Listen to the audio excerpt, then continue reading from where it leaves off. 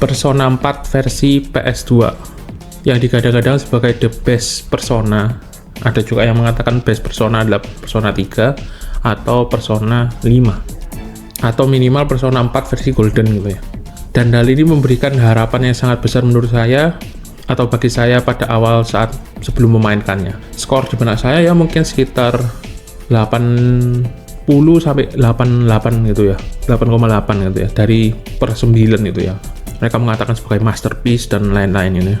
Dan menurut saya game ini sangat slow burner untuk di awal, karena saya perlu memainkan sekitar 4 jam untuk dapat mengeksplorasi social link dan juga dungeon secara leluasa gitu ya.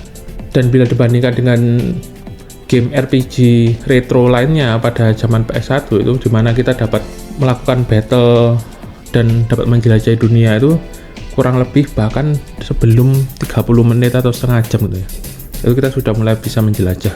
Meskipun sebenarnya ya dari poin A ke poin B gitu ya, tapi kita terserah dari poin A ke B nya itu bagaimana caranya, itu sesuai dengan pacing dan tempo dari kita sendiri gitu ya. Dan lagi visual dari Persona 4 ini agak dibuat salutasinya terlalu tinggi, jadi semuanya kayak kinclong warnanya putih semua gitu ya. Meskipun Persona 3 terutama Face ya itu agak mirip-mirip, tapi di sini hal tersebut jadi lebih ekstrim gitu ya, hampir mirip dengan juga Final Fantasy 12 itu memiliki art style yang salutasinya terlalu tinggi juga gitu ya, jadi agak brightness-nya tinggikan gitu. Dan seperti yang saya katakan tadi ya, game ini salah satunya seperti di overhype. Meskipun pada awal perilisan dianggap sebagai game yang ya nggak bagus-bagus amat, karena dibanding-bandingkan dengan Persona 3 yang memiliki vibe ya agak berbeda, karena Persona 3 memang saya akui memiliki tema yang agak lebih dark dan warna-warna yang lebih dark gitu ya. Dan salah satu hal yang cukup sering dipergunjingkan yaitu ada Persona 4 ini memiliki banyak kesamaan dengan Jojo Morio gitu ya. Bahkan mungkin ada yang ngenyek kayak Scooby-Doo gitu ya. Karena dari segi pacing menurut saya untuk awal-awal ya sampai di Yukari Castle itu, meskipun seperti yang saya katakan ya slow burner atau kita tidak banyak diberi kebebasan pada 4 jam awal, tapi secara segi cerita itu mengalir dengan cukup cepat gitu ya. Tapi setelah itu yang terjadi adalah kita hanya merekrut karakter baru, melawan di dungeonnya untuk mendapatkan karakter-karakter baru, berulang terus seperti itu sampai hampir akhir gitu ya.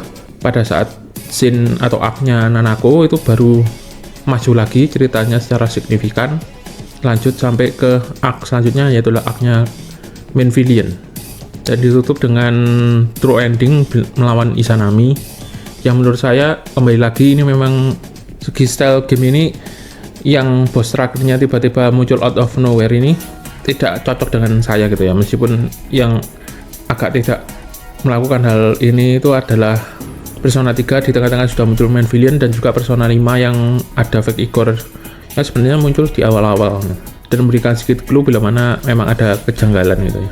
Namun yang paling membuat saya agak cekek itu adalah Persona 2 Innocent Sin gitu ya. Nyarlathotep itu secara desain dan juga plot twist-nya itu nggak cocok banget menurut saya gitu ya. Meskipun ada juga yang fans Persona 2 atau klasik Persona itu mendewa-dewakan Persona 2 gitu ya. Tapi kalau nggak salah yang Eternal Punishment gitu ya, karena MC-nya adalah Maya, cewek gitu ya.